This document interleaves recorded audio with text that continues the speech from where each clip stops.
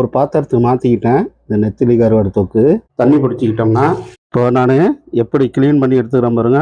கடுகு, உளுத்தம்பருப்பு இதோட போட்டுக்கிறேன். கொஞ்சம் போல் வெந்தயம் போட்டுக்கிறேன். சரிங்களா? கொஞ்சம் கருவேப்பிலை போட்டுங்க. இடித்து வச்ச நல்லா இடித்து வச்சுக்கிறேன். பரட்டி விடுங்க. இப்போ என்ன செய்கிறோம், பொடிசாக கட் பண்ண வெங்காயத்தை இதோட சேர்த்து நம்ம பொடிசாக கட் பண்ண தக்காளியை போட்டுக்கிறேன். நான் கொஞ்சம் போல் கல் பூசு பட்டுக்கிறேன்.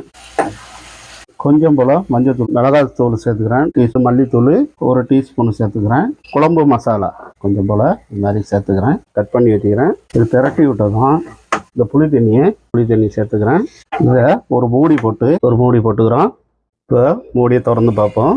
நெத்திலி கருவாட்டை இதோட சேர்த்துக்கிறோம். சரிங்களா? அவ்வளோதான். நான் இப்போ ஆஃப் பண்ணிக்கிறேன். எப்படி வந்திருக்கு பாருங்கள். இது மாதிரி இருக்கணும். ஒரு பாத்திரத்துக்கு மாற்றிக்கிட்டேன். இந்த நெத்திலி கருவாடு தொக்கு அவ்வளோ டேஸ்ட்டாக இருக்கும்.